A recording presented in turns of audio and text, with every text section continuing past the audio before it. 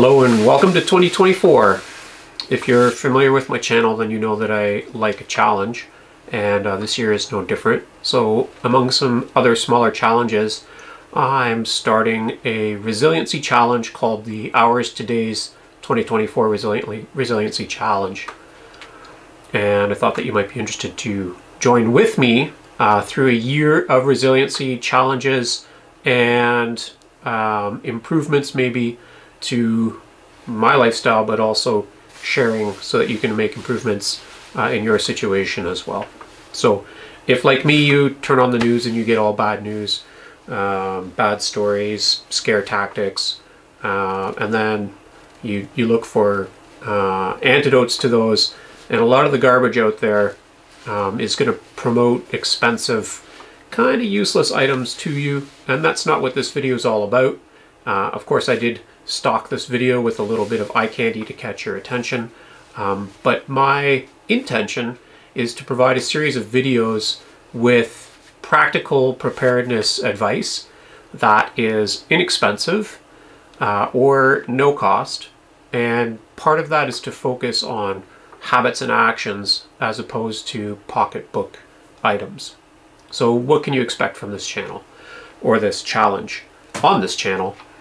Through the year, I'm going to post videos. I'm targeting maybe one a week, and I'd like to tackle a bunch of common resiliency or preparedness topics that you might be looking for information on, and also sharing some updates on changes that I'm making in my life or the things that I do to be more resilient in 2024. So some of those could be food procurement, food gathering, food preparation, food storage, could be water security. It could be home heating, could be growing food, could be raising chickens. It could be building up a supply of food without any extra cost, but that you have on hand in an emergency.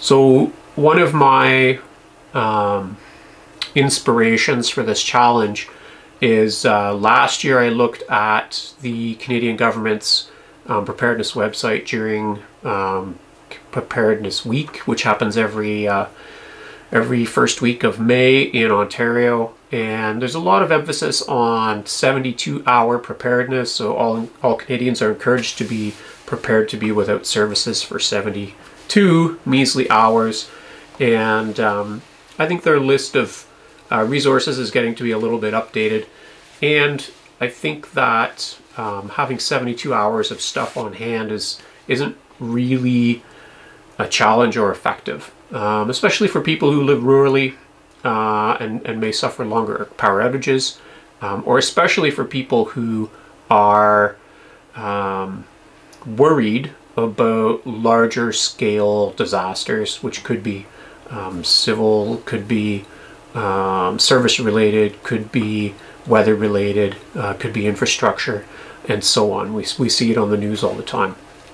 So specifically, my Hours to Days challenge is to show ways that you can bring your level of preparedness up from 72 hours of self-sufficiency to 72 days of self-sufficiency at a very low cost, and straying away from ineffective spending habits or purchases and things like that. So right now it's January the 9th. I'm already a week behind on my first video.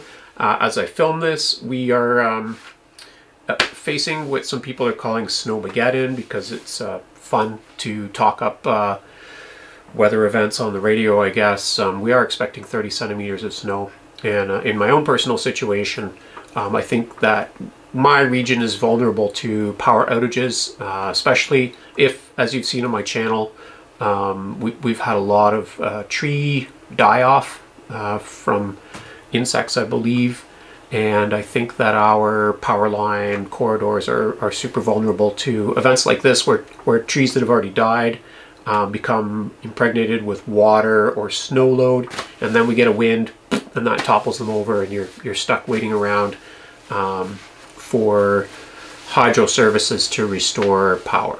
So my current strategy is I have enough food for a few days of outage. I have enough water. I can melt snow. My house is predominantly heated with a propane furnace, so you know I want to focus on having enough firewood for backup heaters and things like that. But more broadly, it got me thinking about what do people worry about, and what do they need to have on hand to remedy their fears about being caught in a situation where they're cut off from some of the services that they might rely on. On your part, what I'm looking for is that you're dropping some comments below, giving me some ideas about topics that you would like to have covered. I did post on my community page on YouTube, and I got some good answers there already. And I'll be watching all comments on this video series to see what's top of mind for you, and definitely try and incorporate those into some of the topics that I cover. So I hope your 2024 is off to a good start, and that you're not caught up in the news cycle, but enjoying some time outdoors or healthful pursuits. And I will catch you all soon on the YouTubes in my upcoming video series.